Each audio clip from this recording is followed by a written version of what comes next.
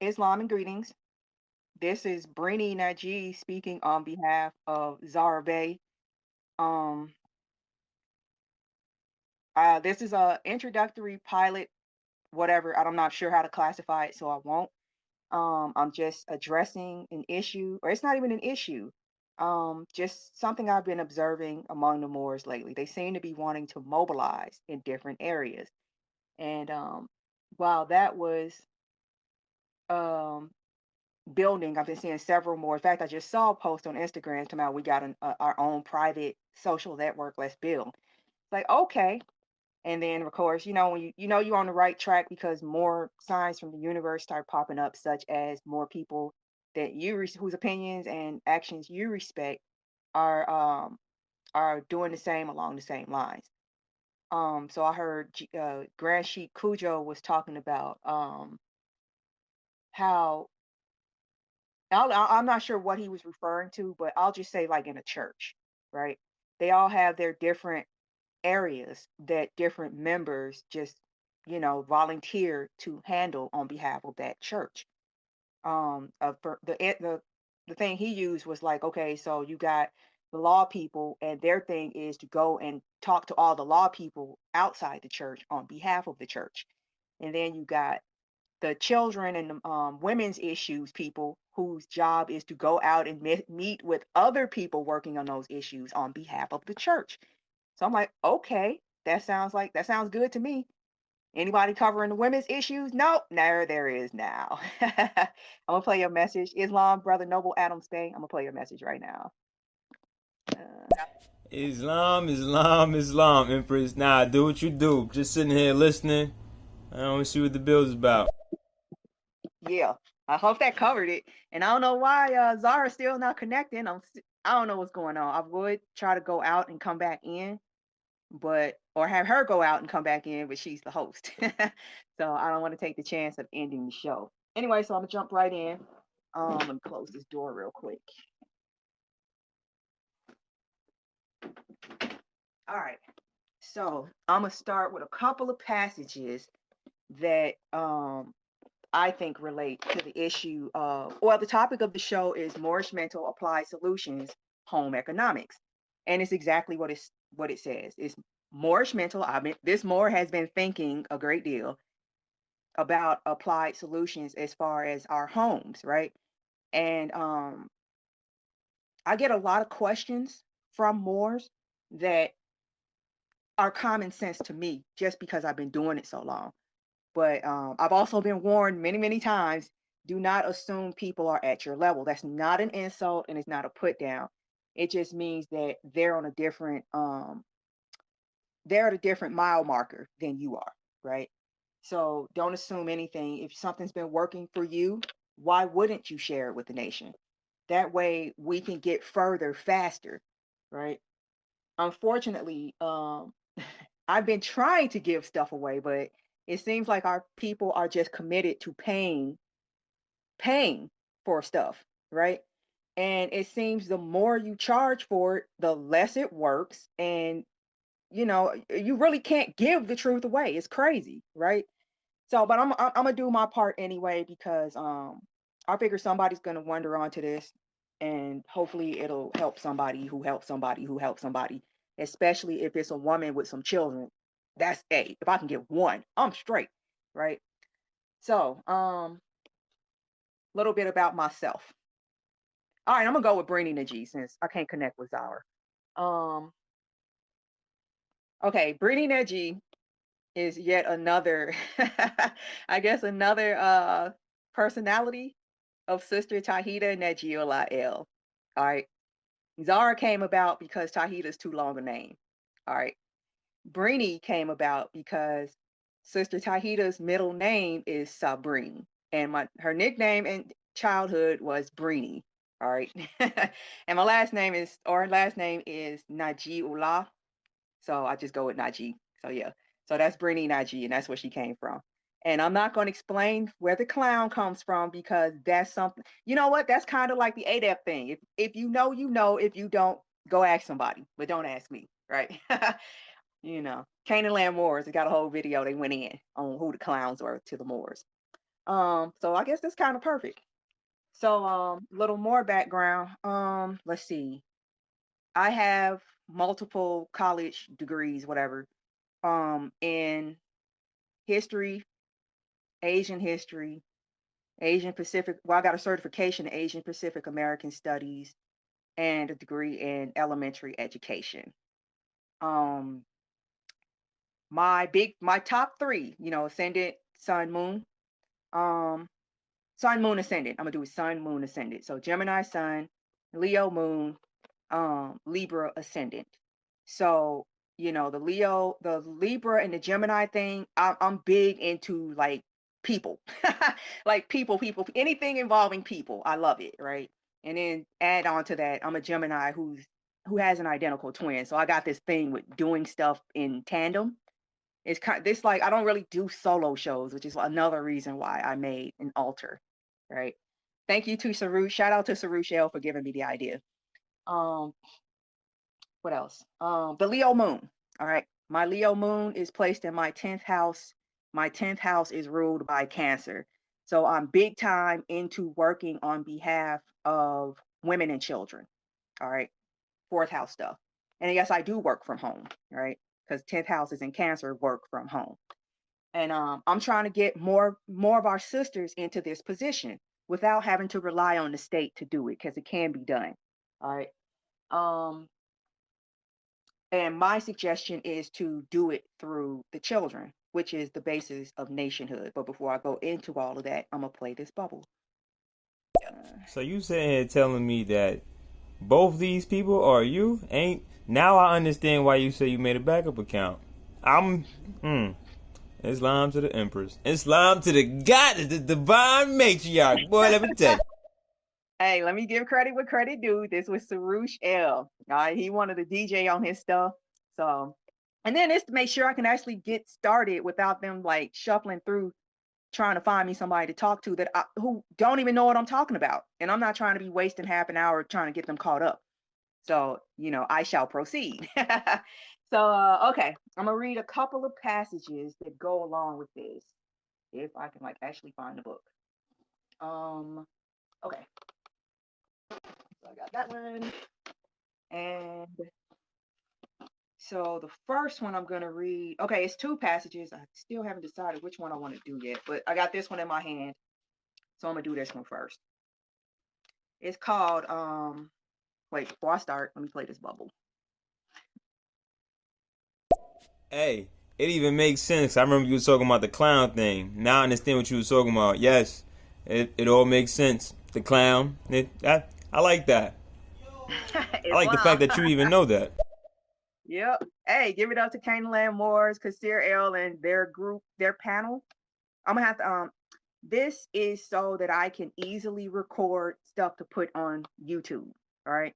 Because don't nobody search through stereo. They do YouTube is becoming the next Google. All right. And I'm gonna exploit that fact. So I will link the video where they absolutely fully and completely went in on who the clowns are as far as more science goes. And they pointed out, like, yeah, you ever notice like some of the most popular famous clowns, they were like Shriners. I didn't yeah, now I noticed it. But that's another topic. All right. So as far as the women and children thing, because I'm convinced that that's our way to get our stuff back is to go through these women and children.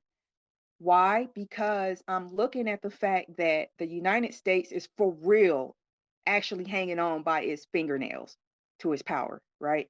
How are they still maintaining it? Because threats ain't it no more. Because, um, yeah, you got a amazing army, but so do China and Russia. And China's even more nuts because they outnumber your army, what, 200 to 1, something like that? And they know kung fu. So that ain't it. Y'all not still running the world because you're the bully. That's not it. So what is it? My theory is they are able to hold the entire world hostage because they are pleasing God or they're pleasing Allah. They straight up are pleasing Allah. How? By taking care of Allah's most precious people.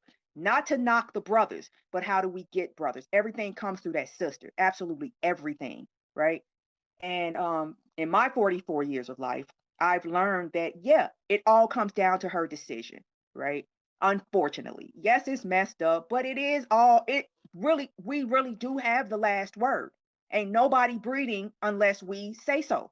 It's really simple, right? Even if it's rape, that child ain't coming, no, ain't living unless she decides to let it live, right? So saying that, like I even look in the scriptures how they refer to Israel as a woman, a bride, all that stuff. um so my theory is the United States is still able to hold on to what little influence it has because it's taking care of Moorish women and children, right? This is not a knock on the brothers because a lot of these women don't know who they are, all right? The children are getting a good idea because they're educating themselves, praise Allah, right? And they just like, I looked up black and I don't like what I'm finding, right? And you too busy, you too distracted, showing out for the gram. You're not paying attention to what I'm doing anyway. So, and that's another reason I'm making this stuff. And I keep the profanity to a minimum so children can use this stuff too. Because it's like, I know I'm getting all over the place. It's like with uh, when the Israelites left Egypt, right? Um, Moses, after he came back from the mountain, he was like, this ain't about the people I brought out of Egypt anymore. I gotta focus on these children because these people are too corrupt. We cannot have them go into the new times, including me, says Moses. He didn't go either, right? So my thing is I'm going after the women and the children, right? More geared toward the children though. But yeah, I'm gonna read a passage from The Inner Journey, Views from the Buddhist Tradition. It's from the Parabola Anthology series. It's called Buddhist Economics. All right. Quote unquote, right livelihood is the requirements of Buddha's Noble Eightfold Path. It is clear, therefore, that there must be such a thing as Buddhist economics. Buddhist countries have often stated that they wish to remain faithful to their heritage. So Burma, the new Burma, sees no conflict between religious values and economic progress. Spiritual health and material well-being are not enemies, they are natural allies. Or we can successfully blend we can blend successfully the religious and spiritual values of our heritage with the benefits of modern technology, right? Like I don't know if you ever saw Cloud Atlas, the end of Cloud Atlas, where they actually did that. They blended modern and ancient, and it was more ancient than modern. They were living in huts, but it had lights, that kind of thing. Um, okay. Or we Burmans have the sacred duty to conform both our dreams and our acts to our faith. This we shall ever do. All the same, such countries invariably assume that they can model their economic development plans in accordance with modern economics, and they call upon modern economists from so-called advanced countries to advise them, to formulate the policies to be pursued, and to construct the grand design for development, the 5-year plan, or whatever it may be called. No one seems to think that a Buddhist way of life would call for Buddhist economics, just as the modern materialist way of life has brought forth modern economics. Economics themselves, like most specialists, economists themselves, like most specialists, normally suffer from a kind of metaphysical blindness, assuming that there is a science of absolute and invariable truths without any presuppositions. Some go as far as to claim that economic laws are as free from quote unquote metaphysics or quote unquote values as the law of gravitation. We need not, however, get involved in arguments of methodology. Instead, let us take some fundamentals and see what they look like when viewed by a modern economist and a Buddhist economist. All right, I'm gonna skip a bunch of stuff because this thing is like 6 pages long. But okay, I'm gonna skip to a few highlighted areas. Okay, it says the Buddhist point of view takes the function of work to be at least threefold: to give a man a chance to utilize and to develop his faculties, to enable him to overcome his ego-centeredness by joining with other people in a common task, and to bring forth the goods and services needed for a becoming existence. All right. So, like Cujo goes in, it can't be about your selfish self, right? If you have something that works for you and your nation is in a state of degradation, why are you charging for this? You need to be. I look at South Korea, right? Um, the guy who's in charge of South Korea is in charge right now, is in charge of South Korea right now because of what his grandparents gave away. I'm just saying. And the next part, it says, it is clear, therefore, that Buddhist economics must be very different from the economics of modern materialism, since Buddhists see the essence of civilization not in a multiplication of wants, but in the purification of human character. Let me read that again. Buddhist economics must be very different from the economics of modern materialism, since Buddhists see the essence of civilization not as a multiplication of wants, but as a purification of human character. So you engage in activities to develop yourself, not to get paid, not to get rich. I wonder how many people worked on the pyramids thinking they were gonna get because they were gonna get paid for that, or was it for the honor of working on the pyramids? Right. All right. It says, character at the same time is formed primarily by a man's work, and work properly conducted in conditions of human dignity and freedom, we're going to be getting on freedom, blesses those who do it and equally their, wait, blesses those who do it and equally their products. All right. And then this jumps into um the Buddhist view of women working outside of the home. All right. All right. Uh, Okay. From a Buddhist point of view, this is standing the truth on its head, women working outside the home, by considering goods as more important than people and consumption more important than creative activity. It means shifting the emphasis from the worker to the product of the work. That is, from the human to the subhuman, a surrender to the forces of evil. The very start of Buddhist economic planning would be a planning for full employment, and the primary purpose of this would in fact be the employment for everyone who needs a quote unquote outside job.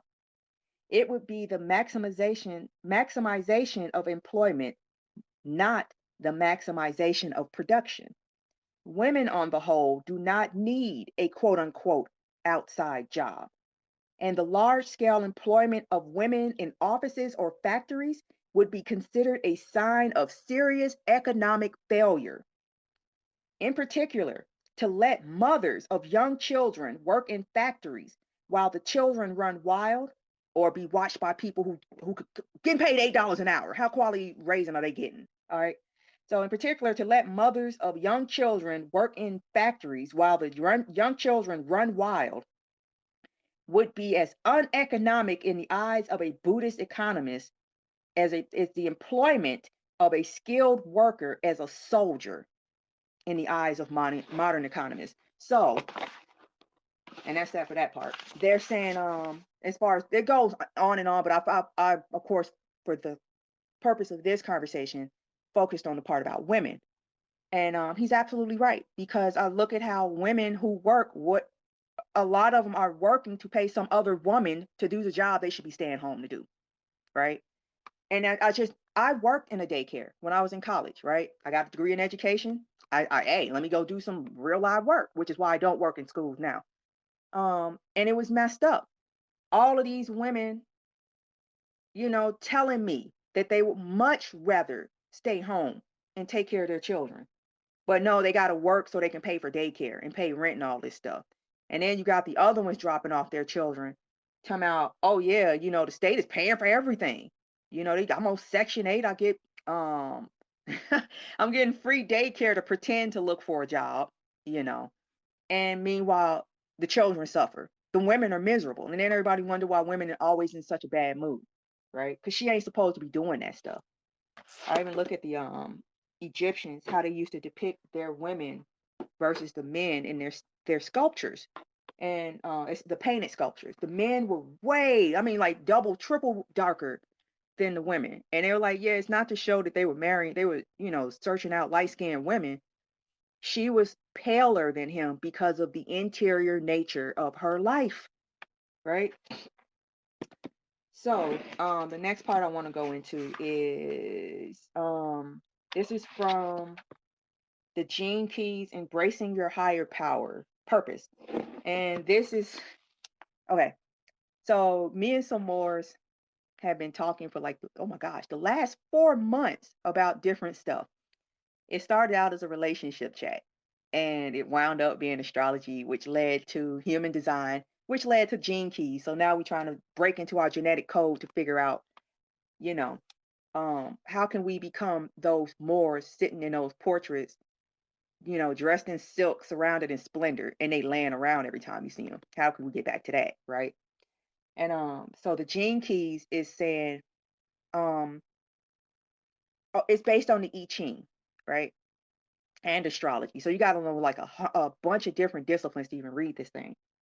And they were like, yeah, you can use it just like the I Ching. It's like runes where you can just throw some bones or pick a card, and your vibration will lead you to what message you need to be hearing. And you can do that with this book, but you can also get your genetic profile on genekeys.com and then get this book to actually read into all of it. And but he was like, even though your gene sequence may only have maybe like 7 or 8 of these gene keys and there's 64 of them, you need to read all of them because they're all, it's just like, okay, yes, you're a Leo, but you got Virgo in your chart somewhere, even if it's just a house rule by Virgo. So even though, yes, this is what's being expressed in your genetic makeup, this is what's all up in you, right? And I guess this is the stuff they call junk DNA, right? But it's not junk. They just can't figure out how to activate it or what it's for. So, the one I'm going to read is the 55th gene key. Um, and it has 3 manifestations, right? You got the shadow. If you can deal with your shadow and you uncover a gift, and when you master that gift, it turns into an enlightened form of that gift called the Siddhi, right? So the 55th gene key is the dragonfly's dream. The shadow is victimization. The gift is freedom. And the Siddhi, the enlightened version of freedom, is freedom, right? And the thing I found interesting, this is like the longest chapter in this book, right? And the thing I found interesting was the manifestation, the possible manifestations of this gene key in society if we actually collectively learn how to activate this thing, right? And the last thing he put in there as a manifestation was children and education. So I'm gonna read that as far as the Siddhi of freedom and how it relates to children and education. All right. The final area we will look at is in many ways the most important area of all. It is our children who hold the future in their hands. Many of the young children coming into the world today are carrying the seed of the future mutation in their blood. It will be their children who give birth to the new awareness beginning around the date 2027. One of the amazing things about children is the clear and innocent way in which they process the emotional wave. Our current generation of children really reflect the chemical changes that are to come, and their emotional nature in this sense is quite unique. These children are these are children whose emotional swings or physical manifestations should not be seen at a personal level, but at a collective level. Of course, these children need to be given the usual boundaries that any parent gives a child, but with a greater sense of freedom as well. The mutation is coming to our emotional system, and as it moves through our chemistry, it will tend to throw up erratic behavior patterns and unpredictable emotional phenomena. You really want to be sending your children to public school dealing with stuff like that. Um, the real key is for parents not to assume that there is something wrong with their children, but to give them even more love and to be extremely patient.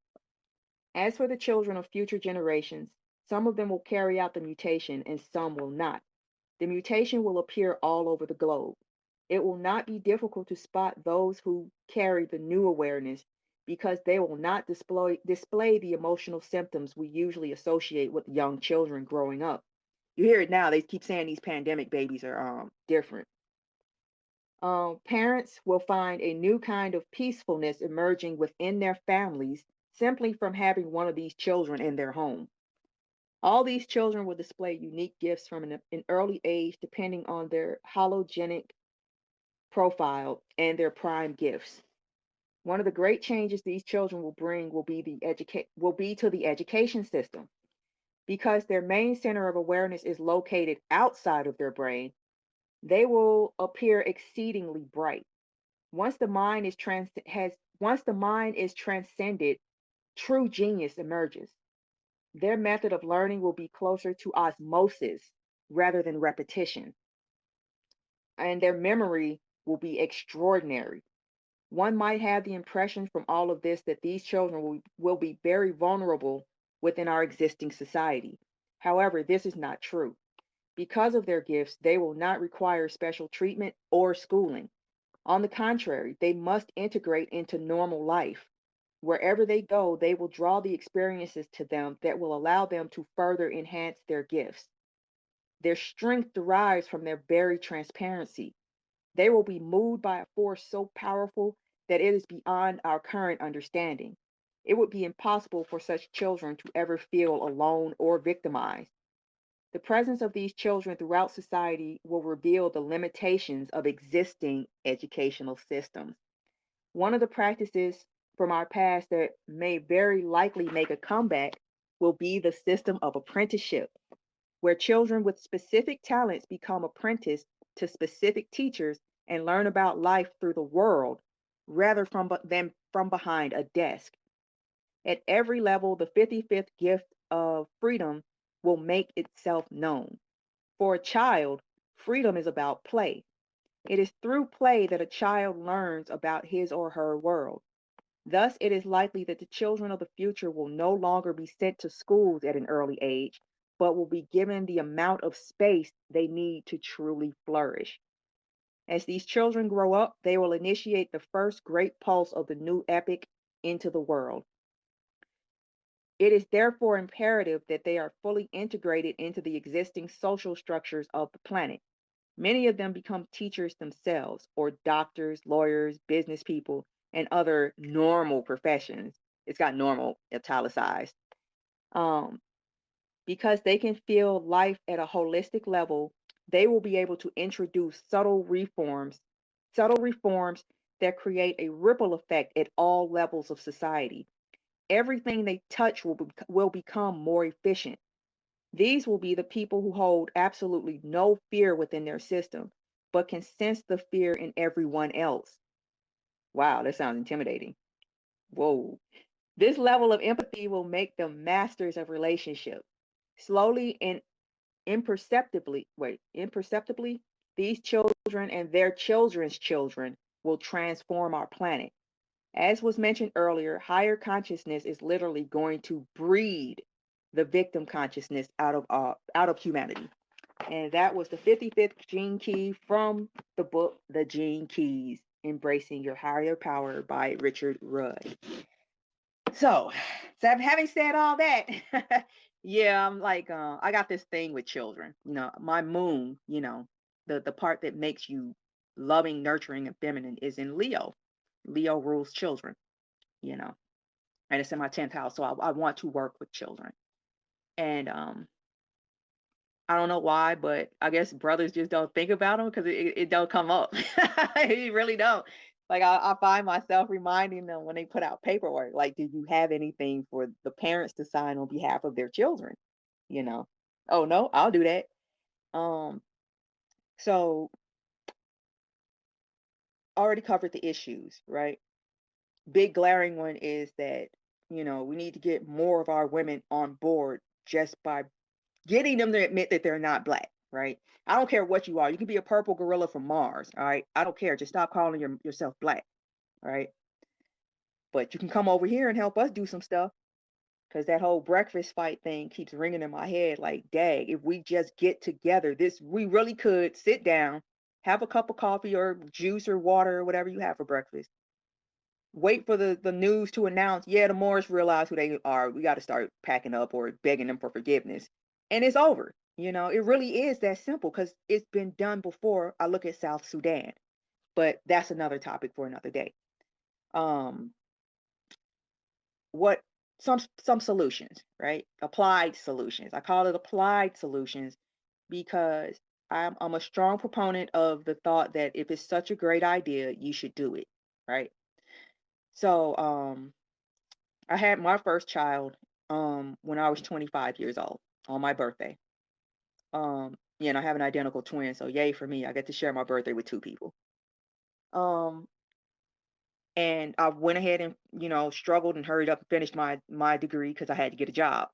And I went into the corporate world and I had to give it up. I was doing quite well, right?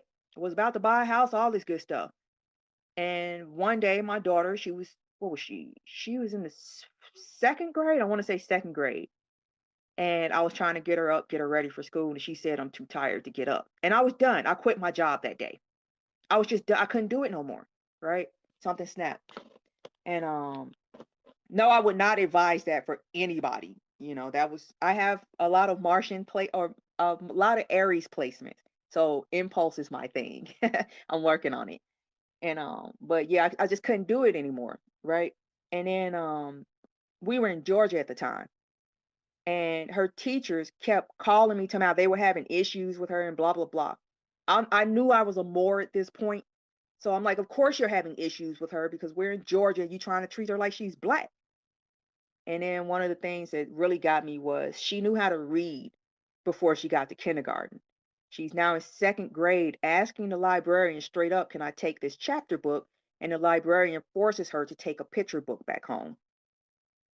Yeah. Oh, I didn't let that. I went up there and talked to them and introduced myself, let them know, yeah, I got better education than everybody up in here because I went to a school with the best education program on earth, not in the nation. And they just were like, I shouldn't have done that. I admit I shouldn't have done that. I'm like, I went in there like, don't even try it because I'm better than you. I really am. Don't even try it. And I'm like, then I went home and thought about it, like, I can't send her back to these folks. So luckily for me, my babysitter was like, "Oh, you can just leave her here and just make sure you leave her whatever she needs. I got a degree in education. I can handle this, right?" Um, fast forward 10 years, or no, that was when fast forward some years. She's now Dean's List student on her school's Dean's List, whatever, majoring in fashion brokering, something like she keeps switching her major, so I don't know. But she's a sophomore in college and she's doing great. And I homeschooled her from second grade to high school just because I could not do high school because you need labs and all kinds of crazy stuff. So she got tested into the local high school and tested out of the local high school. And then the thing with this, if you after a while with homeschooling, they take over it themselves. You just got to make the stuff available to them, right? And more should have a library anyway. And yeah, I went and talked with her teachers while we doing placement and all this stuff, and they asking her, "What do you like to read?" She's like, "Oh, I just finished the Machiavelli's The Prince." And the teacher is looking at her. She's in seventh grade, all right? She's in seventh grade at this point, and we trying to figure out what to do with her. And the teacher just looking at her like, "Oh, yeah?" Like she didn't believe her. Like, "What did you think about it?" "Oh, well, I especially thought the part about not inviting foreigners to fight your fights, because that'll get them entrenched in your country." Teacher left her alone after that. Like, hey, I didn't make her read that. She saw me reading it and she picked it up and she liked it. So So yeah, but I had to let her go to high school because I have an elementary school education. High school is too specific for me, right? And now her little brother, he's in the same boat, and unfortunately for him, he has to live up to her legacy, and he's doing a great job, right? He just got, yeah, I'm gonna brag on him a little bit. About to be a sophomore next year, and he just got placed into AP classes. And I'm like, isn't AP for juniors and seniors? Yes, it is. Aren't you going to be a sophomore next year? Yes, I am. I'll leave it alone, right? And I'm going to give that up to partial homeschooling with him. Because whereas my daughter was fully homeschooled, he was partially homeschooled because I started Califa Media Publishing while he was still in school. So I actually had to employ virtual schooling. Like, this is as close as I'm getting to putting you in a state school. Like, yes, you're taking their lessons, but I'm sitting in the class with you, right? Actually, here's my desk, and you're sitting right next to me so I can see everything and hear everything they're telling you so I can correct all the lies, right? And and then he had access to the same library. He's not as great a reader, but he likes to do research, so I'll leave him alone with that. And now let me see. My third child, he's in Georgia right now with his dad. And he's supposed to be in the 5th grade, but he's in the 8th grade right now. Um, but he loves to read. He's a big old gigantic reader because there's books available, you know. Um, and then I have a 5-year-old, and she's trying to keep up because the sibling that's closest in age to her is 7 years older than her. So she came into a bunch of people talking about a bunch of educational stuff. So she's trying to catch up. I say all of that to say it can be done. All right. I would not suggest anybody do it the way I did it. All right. It was 10 years, no, was it 10 years? 7 years borderline homeless because I refused to, one, work for my enemy, and two, hand my children over to my enemy to watch while I go work for my enemy. It's like I'd rather couch surf, right? God will take care of me eventually. I'll bounce across some rocks for a while, but eventually I'll land in a much better space. And I have, right? Again, I would not recommend that for anybody else. My recommendation is for don't take this the wrong way, brothers to step up. All right. Make yourselves attractive. How do you make yourself attractive? Um, do something, right? Not just, okay, this only works if she's watching. So you have to have a target in mind. Yes, I'm putting you on game. All right. So just accept it. All right. These women are on survival mode. You hear them say it all the time. What's the benefit to being a Moor? Because their daddy, the state, is giving them tons of benefits to being black. So what you gonna do to, to outglow that, right? Um, I would say find you a sister that you're interested in. If she got children, so much the better because it's no longer about whose blood you have. It's about whose brain you have. All right. Um, so be that spectacular man. If you're doing it anyway, do it in front of her. That's what I'm saying. Make sure she sees you doing that. Because I'm gonna tell you a little story about my father and my mother. All right. My father and my mother are both from Mississippi. My father is from Bobo, Mississippi, and my mother is from, oh, you're gonna love this, Drew, Mississippi. Um, they met when she was like 16. I guess he was 18, and he went off to the war, right? Came back, hated the United States, became a member of the NOI. And my mother is like, she's a triple Leo, so she's like uber materialistic, all right? And she didn't grow up in the best, she grew up in rural Mississippi, so it wasn't the best conditions. And then she moved to Chicago, I think, when she went to go visit one of our cousins when she was like 14, and fell in love, went back, and she just had to have that life, right? So I'm just like, how did my father get her, right? And I heard it from other people in the mosque that we attended, how he was the wali. He just took it upon himself to be the matchmaker in our mosque, right? And he was telling these brothers, yeah, I see you hanging out with this sister. You better marry that woman, or I'm gonna put you on blast. Blah blah blah blah blah. Right? And my mother was watching this stuff. She was like, dang, he got clout. You know, dang, he. Everybody knows him. Everybody respects him. Look how much he's working on behalf of our people. I guess she liked it, right? And he made sure he did it in front of her. And next thing you know, he got her, right? And his reward was twin daughters. Like, good for you, right? So my thing is, do what you doing, just do it in front of her, right? And the thing is, you know how that works. If you are, when you're ready, she'll make herself known. She'll present herself. She'll just show up in front of you, right? And then you can become a peacock for real. Cause I'm just like, yeah, talking ain't gonna do it. You can't just tell her, you know, we're not black, blah, blah. Nope. What's the benefit? You have to show her something.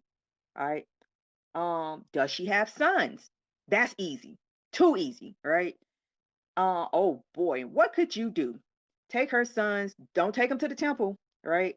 Take them and go do something Moorish. And take them to the library, right? Take them to hang out with your boys while y'all breaking down some books, that kind of thing. And then he's gonna come home to his mom and tell her all about how they're not black. And then she's gonna appreciate, dang, he actually doing something with my son, right? Which is gonna make her warm up to you. All right. And I know I'm not trying to set up my sisters. I'm trying to set up my nation, right? Because none of this stuff is going to get situated until she gets situated, because she's where the buck stops. She really is, right? Because I look at the story of what was her name? Oh, I can't believe her name is escaping me right now. Hagar, right? The story of Hagar, how she didn't like how she was being treated, so she took off with the entire nation. Abraham couldn't get her to come back. God had to entreat her to go back. He didn't make her go back. Get it? Because even though he could have easily have done it, he wanted to show people something, right? Like, no, it really, the buck stops with her. Sorry. You got to give her what she wants, right? And it's not a materialistic thing, because I can't remember where I heard it, but they were talking about how we as humans, like, or man, used to be fully spiritual, right? And we lost our way to spiritualism. So materialism was supposed to fill the void of satisfaction that was supposed to be taken care of by the spiritualism that we can't access that well right now, because we're in the time of the great sleep. That's why everybody's awakening right now, right? So where was I going with that? I lost my train of thought. Never mind. I'm gonna play this bubble. Maybe it'll come back to me. Islam, Islam, Islam. I ain't gonna lie, Empresses. At this moment is when I say something. What you went through and how your children grew up, you went through battle, you went through war, okay? And you have generals and lieutenants and soldiers. You have prominent members of your family. So yes, I would say I wouldn't want the women to go through that. I would want them to have their significant other, so that process would be a little bit smoother. But I would definitely say they would need to go through a process like that, because that type of mind frame is focus, and you become the spearhead. You know what I'm saying? In Yeah, my the tip humble of the opinion. shovel. Islam, the tip of the shovel. Because you just reminded me, I've been defending Islam my whole life. All right. I grew up um Nation of Islam in Chicago in the 80s. All right. With the name Tahida Najiullah. Right. My parents gave me nothing to defend myself with. It's like, you know what it reminds me of now that I think about it? You know how the movie 300, how they trained their boys. That's what they did to me and my sister. Like, get out there and you better defend it. No, we ain't gonna help you. You just gotta figure it out, right?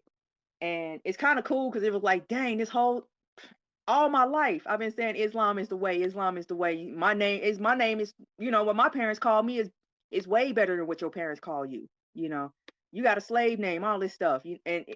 Trying to convince me that I was wrong. Ha ha.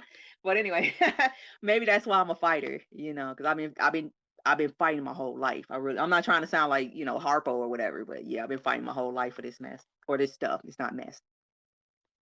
But yeah. Um, but on that note, um, Dag, it's still early. So if y'all got any questions or comments or anything, suggestions, because this just the start. Because yeah, I got this thing with children. I love children. I even tell people, if you don't want me in your life, do not introduce me to your children, because you will never stop hearing about me. Because I'm on their side. So yep, I might read something else too.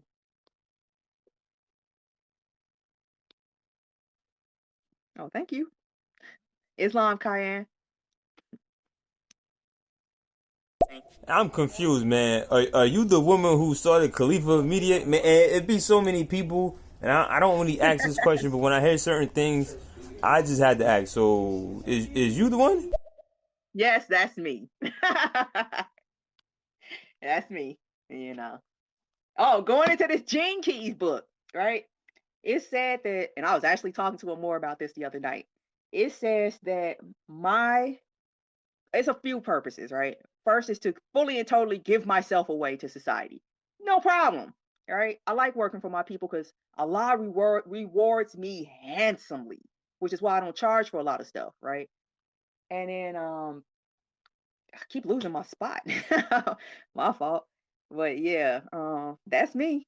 Khalifa Media. It had to be done. The other thing, quintessence. It said my job is to I don't know how they put it. It was basically like a cheerleader, that kind of thing, right? And I thought, like, man, I gotta stop jocking more because they're gonna think that I'm like some fangirl or something. Like I'm desperate to be hanging out with, and I'm not. But I never get that kind of feedback. I only get appreciation. Thank you for supporting me. Thank you for supporting me. Like what? You're a sincere Moor doing sincere activities. Yeah, I'm gonna be there, right? And my thing, they said, yes, the quintessence. You're supposed to find the most, the purest essence of the talent of these people that you're encountering, right? And help them bring it out. Books. So yeah. Hey, yo, I send mad love. I send mad love your way only because it's like I spoke to the brothers and I respect what they doing over there. It's like I knew a woman did it, but I didn't know who. But that's beside the point. Um, I do say that I look for mothers to speak up a little bit more. I do hear a whole lot of the brothers want to debate and argue, and I respect why they doing it. I even understand why, and there's a purpose behind it, and I get that. But me specifically, I just need mothers to like really converge, because if mothers step up, then brothers will automatically do even more than what I believe they think they're Thank you. doing. And that's my humble opinion once again. Oh, thank you. That part, what you just said, I agree 100%. How and I've been hearing that too. How brothers are saying, I wish more sisters, more women would speak up, right? So yeah, spot a need, but fill a need. And people have been that's a shame. Nobody knew I was the one that started Khalifa Media. Hey, I'll take that because that's on me. It's like if nobody knew who started it, then that's on me because I didn't say nothing. Well, I kind of like it too because I wasn't trying to put it out there. But yeah, that was me. And shout out to all the authors and contributors to Khalifa Media because all I do is put the books out, right? I'm a Gemini.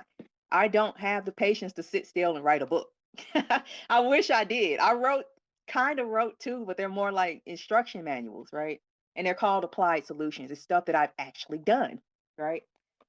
And one of them actually, I don't even know if I should get into that. It's the one of them is applied solutions, securing national interest through homeschooling, right? And it actually goes through the history of the Prussian school system and all that stuff. And the other one is what is that? Addressing the issue of child support, right? And people think that's a book to get out of child support. It's like, no, this is a book to avoid child support. I know how to get you out of it, but you know, there. How about you just don't go there in the first place? Here's some stuff you can do, right? Again, trying to get the house in order for real, because that's the first level of nationhood. Play this bubble. Yo, it's crazy because you sound way younger than the person who I imagine, and the person who I imagine, I'm not too sure if it's her. It's like three people, and you the unknown person in this trifecta. But I don't know. I forgot what I was going to say, man. I forgot. Hey, thank you for letting me know. True. I need to fix some stuff in. And you know what? That's actually in my horoscope too. Yes, I love astrology. A little bit more about me. Um, I have a Sun Jupiter conjunction, right? In Gemini. And it's in my eighth house. So I got this thing with astrology. I love, love, love, love, love, love, love, love astrology. All right. And I'm starting to see it's not hokey, because the people that tell us not to use it constantly, right? I see how much money they making selling these almanacs, right? And I suggest Moors get almanacs and learn how to use them so we can learn how to start making our own. Because I got a feeling they're not right. All right. I'm gonna play this bubble. I keep losing. I don't know what's going on. Oh, I know what's going on. Oh yeah, I said I referred to the astrology thing. The moon is in Gemini, so if your thoughts are all over the place, that's probably why. Oh, that's what I was gonna say. Like, you thought I was older? That's what's up. I'll take that. Cause I mean, people who know me tell me I'm immature all the time. Hold on. You know what's crazy? There is no solution outside of the people. I'm not even gonna lie. It's long. Every time I It's keep long. hearing about solution, I keep looking at it and looking at it, and I keep looking at what people doing, and it only works with a select group of people. Um, there's no solution. I'm always say there's no solution because the people got to choose to do this shit. Yes, yes. There is a solution though. With every problem, they come in twins. Every problem is born with a solution. And the fact that we don't have our stuff back, we still got a problem, right? So, and I ain't thinking about nobody else. Please. I am to the point. It's crazy. I'm to the point where unless I actually go outside and engage other nations, I don't think about them.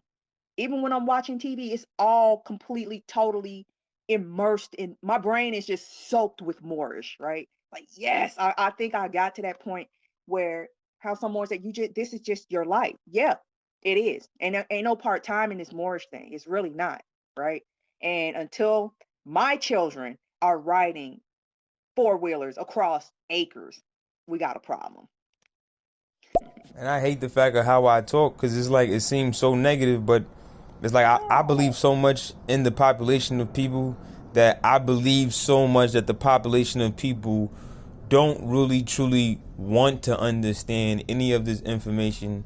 And it kind of puts me in a hole because I have to see a lot of examples to even know why I'm reading the books. You don't truly understand the books that you're reading until you in the situation and learn how to maneuver. Like Right. it's hard to Yep. ask people questions when they don't want to answer questions, but they want you to read books. And it's like I need to know what I'm getting into, and that's my whole purpose of even being a voice. I want people to know what the fuck they getting into. Like, yo, listen, you could possibly deal with this, so you might want to read this book. I'm on a call. Um, well, in this case, every man is an island. You really are on your own journey.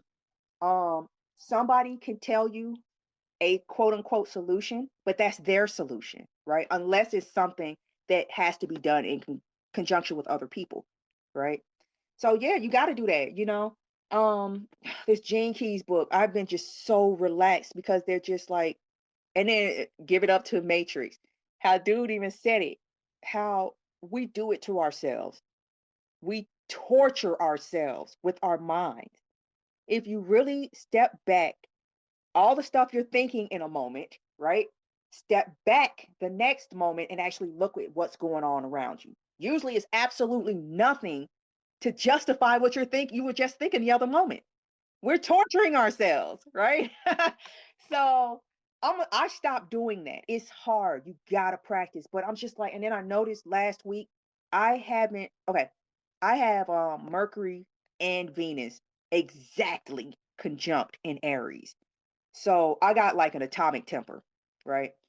And I just noticed last week, like I haven't like had an outburst.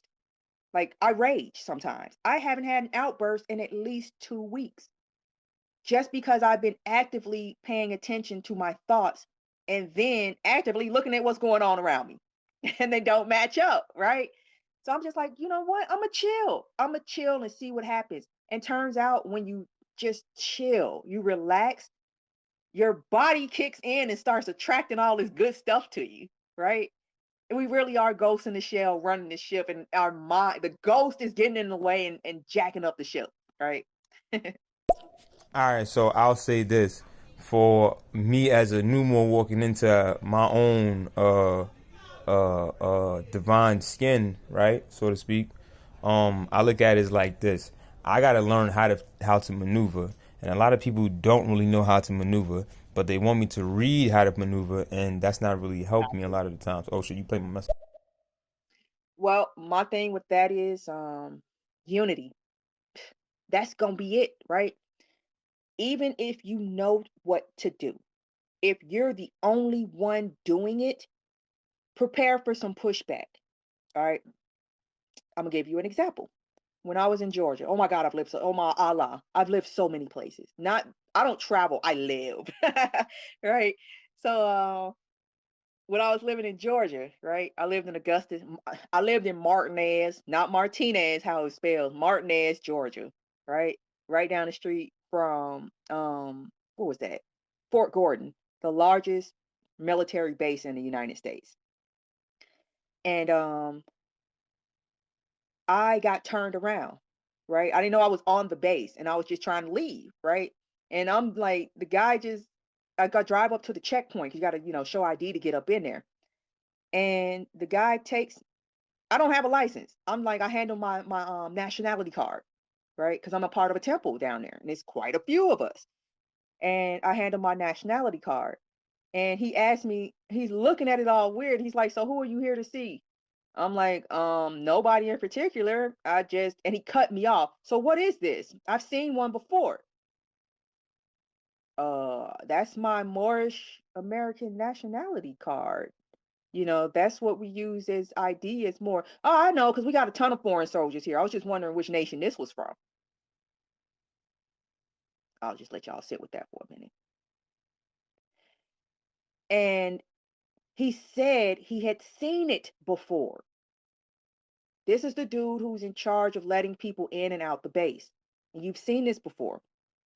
Okay. And you ain't giving me no problems, not telling me, you asked me, who am I here to see, not get out of here. Right. And I'm just like, nope. The only reason that worked was because it was so many of us down there, and we did a lot of stuff together out in the open. Um, California was the same thing.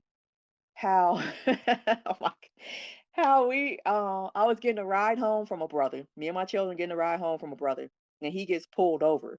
All right, and next thing I know, they pushing him up against the fence, talking about he's under arrest for an outstanding warrant for not showing up to court. I'm like, what? And I'm sitting in the back, right? And the car that I'm in is a vintage Mercedes. I don't know where this brother got this car, but it was his. He's like in his 20s, and his family owned the business, so I'm gonna guess that had something to do with it. But this was one of those cars that you usually see like diplomatic flags on the front, right? Um, the cop pokes his head into the car and looks at me fully garbed. We just came back from one of our events. I'm fully garbed, and asked me, "Do you speak English?" Yes. Even my daughter, she's like 10 at this point. She just, her head, you can hear her neck snap. She turned so quick. She was like, "What?"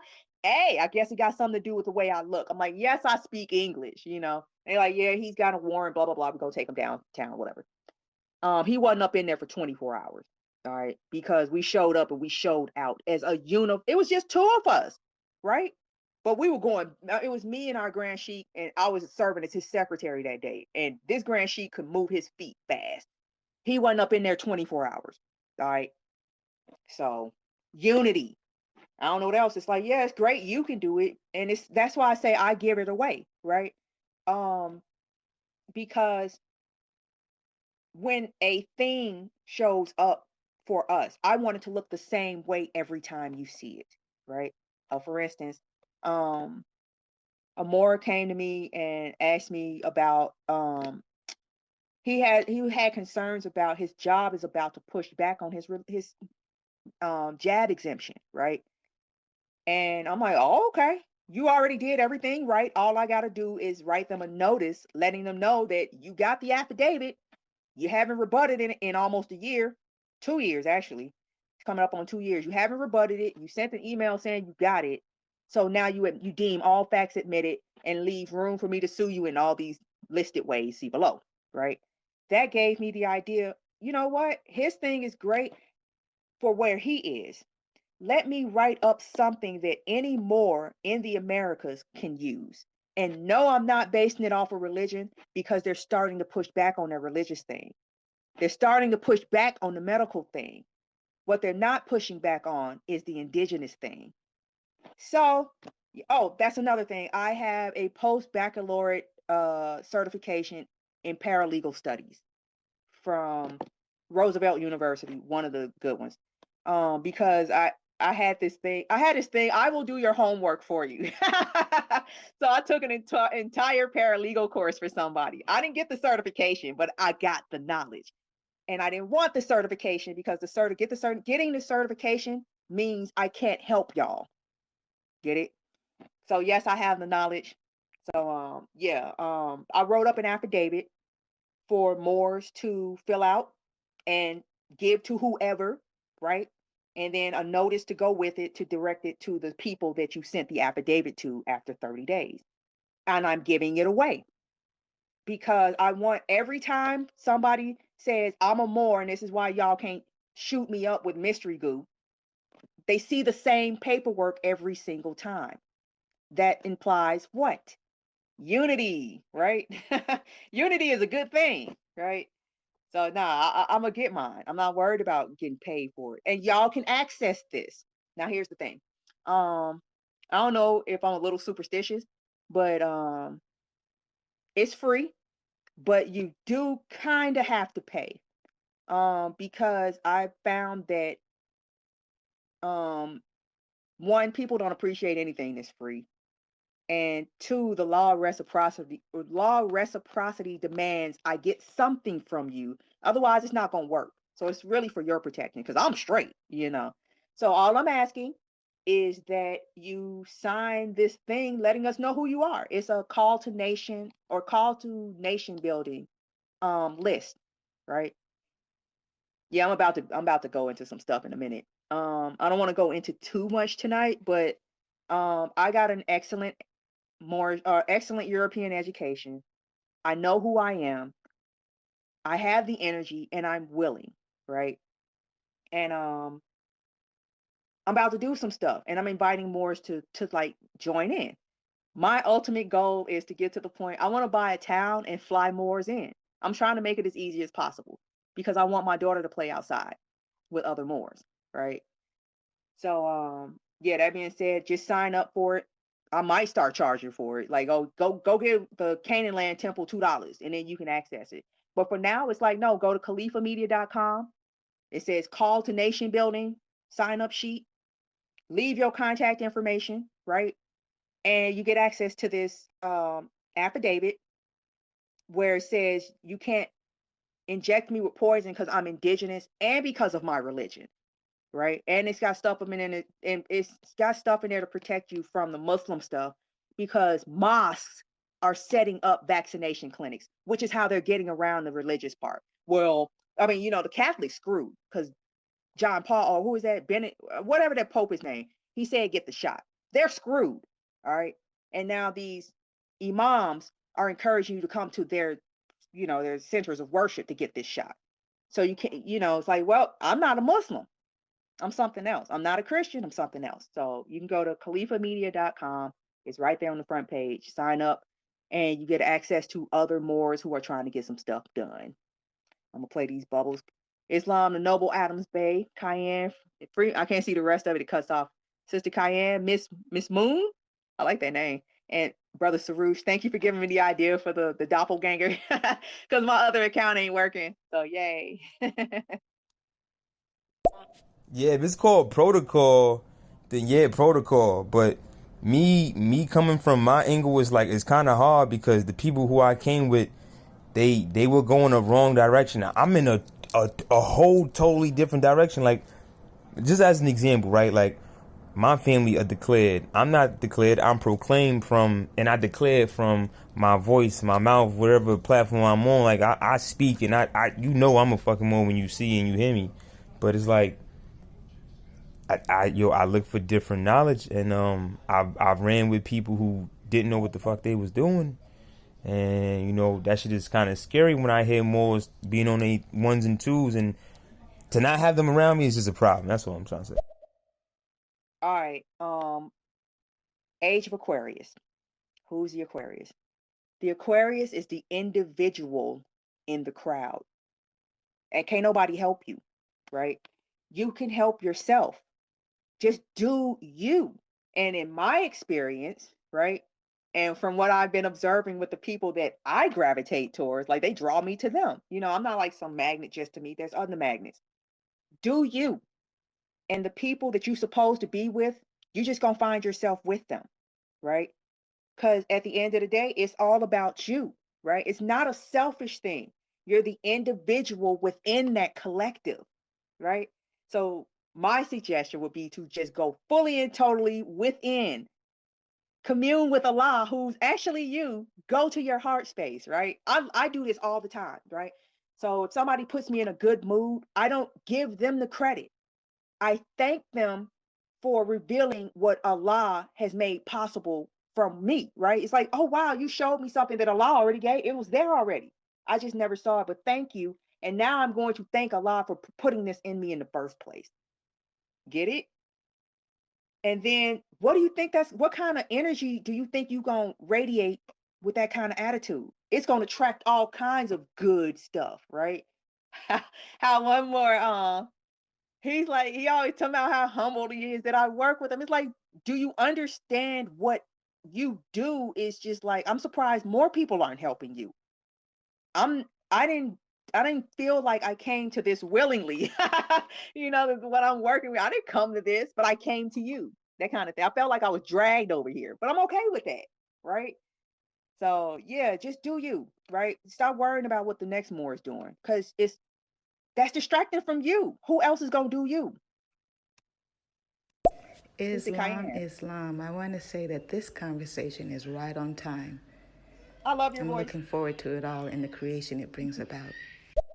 I'm glad to finally hear your voice. That's what's up. All right, well, thank you for contributing, Sister Cayenne. But yeah, this gonna probably be the first of many, because thank y'all for showing up for real. Again, I don't like the solo thing. I don't do well on my own, but hey, I guess technically I'm sitting up here, right? But yeah, this will be uploaded to YouTube for other people to share and hopefully contribute. Um, y'all want to join us on outside of this chat? I'm on Telegram at Zarbe, and talk Moorish to me. We got a message. Hold on. Nah, now I feel bad because you ain't have to do the solo thing. You say you put this on YouTube. I just, you know what I'm saying, let you do your thing. Rock out. No, it's all good. It's all good, right? I need to do that more. Stop being all dang codependent. But it's just like, God dang, I wasn't even born by myself. That kind of thing. I gotta work on that. So, but thank y'all for everybody who showed up and like stayed. Thank you very much. If there's any questions you have, anything you want to talk about, because yeah, thank you for, and I'm so glad I waited to do this today. I was gonna do it yesterday, but I saw the void. It was a void of course moon. And if you're not familiar with that, don't start anything on a void of course moon, because it won't go anywhere unless it's something that you want to do that you don't want to go anywhere. Like, if you want to break up with somebody and you don't want them to blow up at you, yeah, you can do that on the void course moon. Otherwise it's gonna have some blowback. But yep. So our talk today was on the importance of getting the women straight via the children. I'm going through the children and encouraging the brothers, right? I know I encourage them all the time. You know, anybody that's doing something, if you want me to plug your stuff, send it to me. Editor, editor at califamedia.com, right? Because I'm so happy that Moors have their own stuff. But it's funny, we don't know about each other. Like I just found out about a sister the other day who she makes knitted bookmarks. And I was like, wow, are you kidding me? I was trying to figure out a way to, like, okay, when I send people books who order from the site, if you order from the site, I like to put stuff in the package.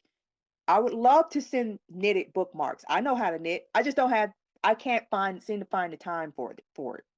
And you telling me you have a knitting business and you're willing to trade me, this was what she offered. You're willing to trade me a book of my choice, not your choice, for anything in your knitted stuff shop. And one of the things is 50 knitted bookmarks. How about I just send you the book, you send me the bookmarks, and I'm gonna start plugging your site. How about that? Because I had no idea you existed, and you sitting there knitting, you're engaging in womanly arts. Okay, yeah, yeah, yeah, yeah, yeah. I want to support that, that kind of thing.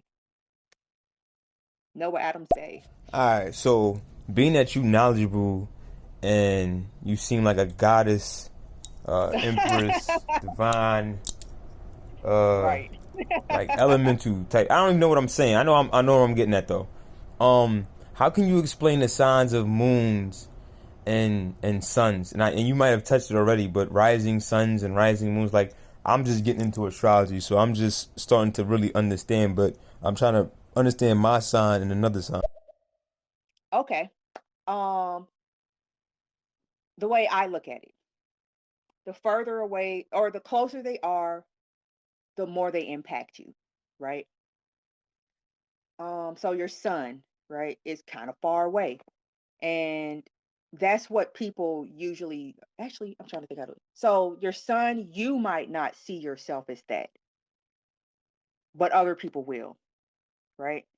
Most people more closely identify with their moon because the moon rules your mind, right? Vedic astrology, they don't even ask you, they ask you your moon sign before they ask you your sun sign, which of course makes sense. It's like, okay, of course a patrilineal society is going to go for the sun sign first because that's the energy you're putting out, right? That's what people can pick. That's your most imposing part, right?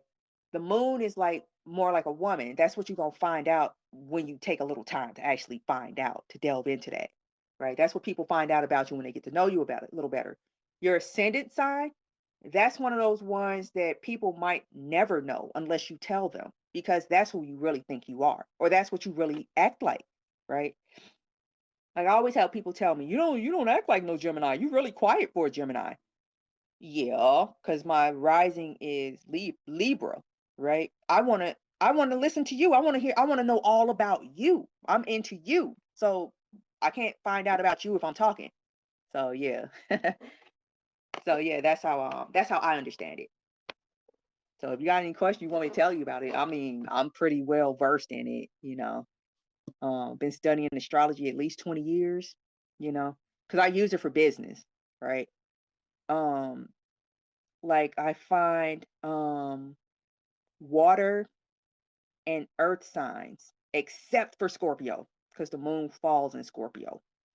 Whenever the moon is in water or earth signs, that's a good time to initiate something, especially if it's during a waxing cycle, right? Like the moon is building up to full. If you want to get rid of something, like pay your bills during a waning moon, that kind of thing. So maybe there'll be less next month, right? It gets deep. This astrology stuff is crazy. Like, oh yeah, pay your bills on Thursday during a waning moon, and next month, and it actually works. It really does work. Hold on, I'm playing this other bubble. Did I play it? Oh, I'm sorry. What happened to it? Okay, here we go. Damn, you been stuck. Yo, listen, I'll give you everything to tell me, because I don't know how much time you got, and I don't like putting shit on people and then like Hey, I offered. abusing their information of what they want to talk about. I like for people to want to abuse their information of what they want to talk about. So I mean, you said 20 years. That's automatically my interest point of where I want to focus in on that. Yeah, my sister, she be like interested in stuff. I gotta stop. Like, that's why I don't talk to her that much because it's like every time she's like, "Yeah, I just found this," and it turns into my next obsession. So she the one put me on to astrology. So, and you a Leo, right? I think said you were a Leo, or that might have been 360. I can't remember who. But yeah, I mean, I offer. Go ahead, ask. I don't care. I mean, don't make it a habit type of thing, but I'll do what I can do. All right, so can you explain to me how the hierarchy goes? I believe somebody had said something to me before, something about the elements. It was fire, uh, water, earth, or air and earth, or something like that. Like, man, I don't even know, man. Cause now you just made me like open up a floodgate of questions and shit. That's what's up. That's what we here for, right? Shoot, I don't even know where to send you to learn about astro. Oh, what's that guy name? KRS. It's not the rapper. It's a Hindu dude. His channel on astrology, KRS Astrology, is like excellent. He's really funny. He uses a lot of Vedic stuff, but you'll pick it up because he's really entertaining. But a quick rundown. Let me see. So I wouldn't say there's a hierarchy. If there's a hierarchy, it's like I guess the sun would be at the top because actually I don't know. It'd be a toss up between the sun and the moon because yes, everything dies without the sun, but everything dies without the moon too. Um, I'll just say the sun, just because it's hot, right? The sun represents that's a masculine energy. It rules Leo, never goes retrograde, and it represents your vitality. All right. Moon is your mind. That's how I remember it. It's your minds, it's your emotion. Oh, sun rules your father, that kind of thing. Moon is your mind. Okay, let me go back. Sun rules your father. It also rules your fifth house. It also rules children, because that's in the fifth house. Moon, ruled by Cancer. It rules the fourth house, which I find interesting that the moon, you get to the moon's house before you get to the sun's house. But for whatever reason, they say the sun is more important in the West. It makes sense that you would get to your mother before your father. But so the moon represents the fourth house. Cancer rules that fourth house. Moon rules Cancer. Um, yeah, it rules your private life, your private life, your mental. Your mind is your private life, right? Your immediate family. What else? Your home, like the home structure. Real estate because it rules homes. Then after that is I'm gonna go to the planets. Mercury rules your third and sixth houses. It rules Gemini and Virgo. Wow, this is cool. It's like I'm running through. Like, do I actually know this stuff? So thank you for asking the question. It rules siblings. Um, what else? Co-workers, right? Okay, so I'm gonna start with the third house. Third house stuff. Siblings, cousins, neighbors, like neighbors that live within walking distance, short distance travel, that kind of stuff. Communication, money, like mercantile, like Mercury, right? Third house, any third house things, communications, books. Um, then we did the fourth house. Mercury also rules the sixth house, which is Virgo, rules Virgo. Like, I wish I could have been born a Virgo. Oh my god. Analytical, right? The accountant, right? Scorpio rules accounting too, but like yeah, the Virgo actually looks like Virgo is like the auditor, that kind of thing. No, actually Scorpio is the auditor. Definitely Scorpio is the auditor. Okay, and then after Mercury is Venus. Venus rules your second and seventh house. Second house rules your personal values, right? Like your morals. What do you like to eat? um, how does your voice sound, right? Because it rules Taurus, your voice. Um, Pleasures in life. I love Venus. I like Venus too because it's Sukra in the Vedic system. Sukra, like sugar. Like, okay, that's what's up. So it rules like that's second house Taurus. It also rules seventh house Libra, which is partnerships, right? Venus likes to mingle, that kind of thing. To dress nice. Um, I like how the Hindus say, or some people say,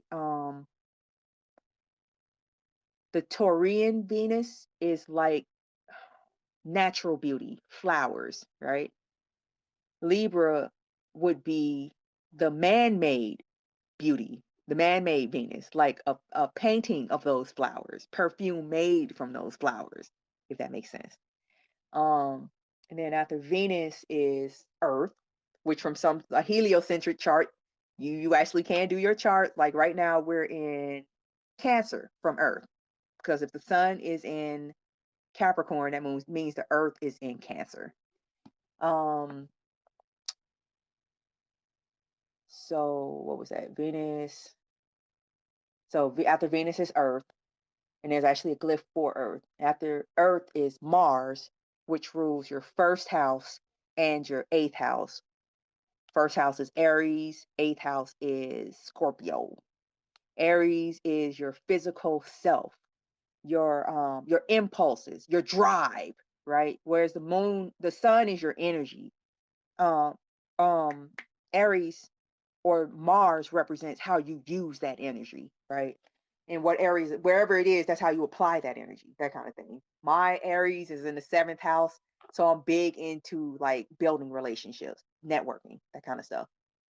Um, Let me see. So Scorpio, uh, hidden things, mysteries, gems, oil, right? Anything you got to dig out the earth, right? Um, and analyzing like a detective. That's why I said they rule the auditor. They would be more like the auditor form of an accountant. They rule I whereas what is that? Libra is partnerships. A lot of people mistakenly think Libra is marriage. No, Scorpio is marriage because that's the fruit of a partnership, right? And it also rules your sexual organs. So really, Scorpio represents marriage. Um, then after Mars is Jupiter. Love Jupiter. Rules the ninth and the 12th house, right? Traditionally, it rules the ninth and the 12th house. It rules Sagittarius and Pisces, right? Which is cool because Sagittarius is higher learning and Pisces is spirituality, which is higher learning. Like that's what's up, right? And it's it's it can't be contained. It's like it has no. It's sad because it promises more than it delivers. If you've ever met a Pisces or a Sagittarius, it promises more than it can deliver. What else do they rule? Higher education from the Sagittarius part. Higher education, degrees, gurus. I think is that what it's called in Vedic?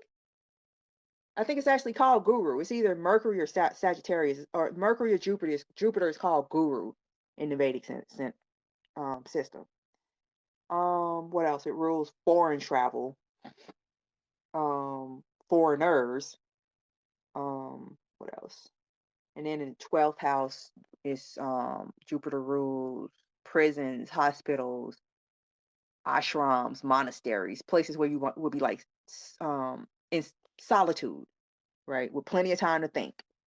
Because there's places you can be in solitude with no time to think. And then after Jupiter is Saturn. My favorite planet is Saturn. It represents boundaries, hence the rings, and it's the last planet we can actually see with our eyes, right? It rules Capricorn and Aquarius, so it's the only planet that rules two signs right next to each other, right? And it's kind of cool because Capricorn represents establishment of boundaries, And Aquarius is the testing and strengthening of boundaries, which is why it's the rebel. It's going to test those boundaries, and whatever doesn't break, that's a keeper, right? And Saturnine things are the rewards of Jupiter, all right? And this with a hierarchy thing. I hope it's making sense so far. Okay. So, I say the Saturnine things are the rewards of Jupiter because Jupiter, the first house that it rules is the ninth house, right? The first sign that it rules is Sagittarius. The house after the ninth house is the 10th house, right? The sign after Sagittarius is Capricorn. Okay, these are adding up so far. So the way astrology works, right? It's kind of cool, right? If you're looking at Jupiter, where it is, or Sagittarius, wherever that falls in your chart, right? The second house from that, or the next house, will be the house of gains for that Jupiter placement or that Sagittarius placement. So whatever you're doing with your Sagittarius or your Jupiter, the rewards come from your Saturn or your Capricorn or your Aquarius placements. It's so cool, right? Which is why like the reward of your Saturn return is adulthood if you live through it, right? Because a lot of people are in that 27 club, right? Most people who die young die between the ages of 26 to 29. So if you live through your Saturn return, the reward is life. So that kind of thing. All right. So yeah, I hope that was clear. And I don't really do the outer planets, right? Because I can't see them. And unfortunately, we are living in an age of deception. So if I for real can't see it, I got to take it with a grain of salt later, right? And now that they got all this deep fake stuff, and last week we were looking at the AI models, right? The fake models. It's like I can't even believe my eyes now. So yeah, go within, that kind of thing. All right, Noble Adams Bay. Oh Ooh, nah, I'm all the way a Pisces. Um okay. and I'm just learning about the signs, so I just learned about how Pisces and Scorpios is like a thing. So I'm not trying to be blinded, but the shit is seeming type kind of blind and fool. So I'm suspicious about love and relationships and shit. Hey, yeah, be careful with that. You're a Pisces, so you open to everything, right? Um, and then oh my God, a Scorpio. So you're taking unpredictable water and trying to mix it with bottomless water. Hey, good luck with that. Hey, I'm not touching that. Sorry. Nope. That's too much. That really is. Dang, Jupiter and Mars. Think of it like that. What's gonna happen? You got Mars, right? The emotional Mars, the crazy Mars, right? Um, which can be very, very, very intensely passionate. That kind, a good one.